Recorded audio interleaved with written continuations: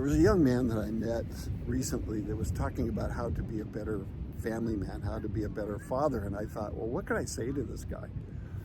I thought about the multitude of books that are written. Do I buy him 5 books on marriage and family? I think about the conventions where people go to just to be a better parent that last all weekend, where people sit for hours and listen to somebody talk about this very topic. But I thought, well, wait a minute, I need to give him something that's kind of short and to the point.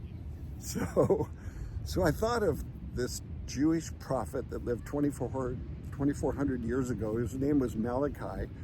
And Malachi was known for a lot of things, but he doesn't get anywhere near the credit he should regarding marriage and family. And he wrote 2 very important and concise things about how to be a better parent and what's really key and important to a family. And the first one is in chapter 1, where he talks about to not divorce the wife of your youth, he talks about. But either way, wife or husband, to not divorce, because he goes on to say the impact it has on the children. It's interesting to me that he also further explains that of all the charitable things that we do because of our faith, regardless of what your faith is, whether it's giving, whether it's praying, whether it's attending church or wherever you go, and all that stuff is in comparison to what God would really like. I think sometimes we're off on the wrong field. We're doing all this stuff for God, but we're not doing probably what he really likes. And God says that he wouldn't answer prayers if you didn't take care of the family. If mom and dad didn't stay together and provide a good environment for the children, that God wasn't really interested in other stuff that they wanted.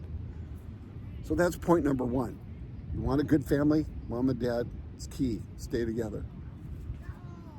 The second important point that Malachi makes is in the 4th chapter, where he talks about that Elijah is going to come someday and he's going to turn the hearts of the fathers toward their children and the hearts of the children toward their fathers.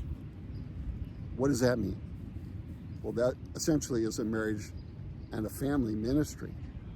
And what it means, I think, is really key in 2 points. One is getting back to kind of like the prayer and God thing, all the stuff we do for him regardless of what he really needs.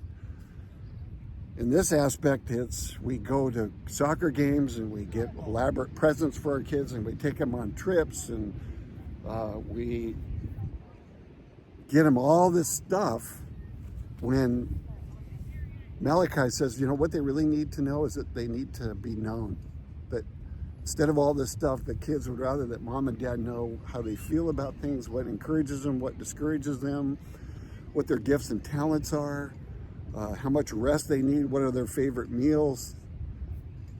You get the point, that mom and dad would spend less time doing external stuff and more time really getting to know each other. You think of a family circle around a table and that family really getting to know each other. The other thing I find very, very interesting, which I think is overlooked a lot today, is that the kids would learn to understand about their parents too, that the hearts of the children would be drawn toward their fathers, which I think would be mom and dad as well. So then what does that mean? That means, where do my parents come from? What was their background? Was it rich, poor? Did their parents care about them the way that they're trying to care about me? What do they do for a living? How hard is that? How much do they work to bring stuff into the home? And what are their desires? And what were their goals and dreams?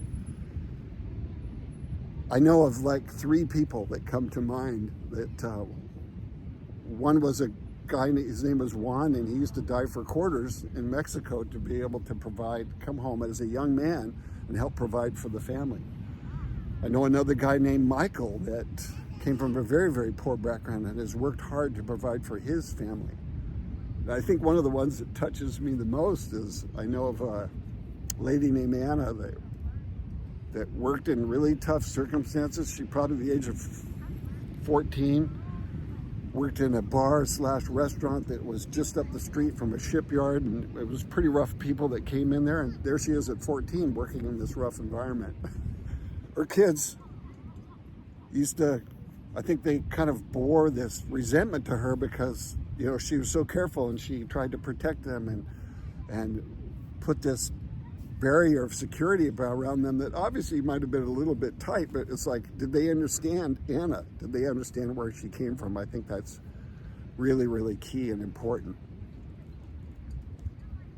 So there's one final aspect that comes out of Malachi chapter 4, and he says if we don't do these things, that we end up not only destroying ourselves, but we become part of a group of people that are destroying the community in our country.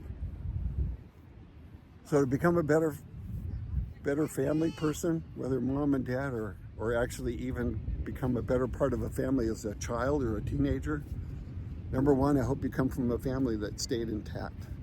And the second thing is I hope you, around a dinner table every night, or you have family talks, that when you go on vacation, you spend time talking together, that you would really get to know each other. I think Malachi had a lot of good things to say, and I think that's why I pass it on to you. My name is Ken Connolly. I'm the author of a book called The Forgotten Option.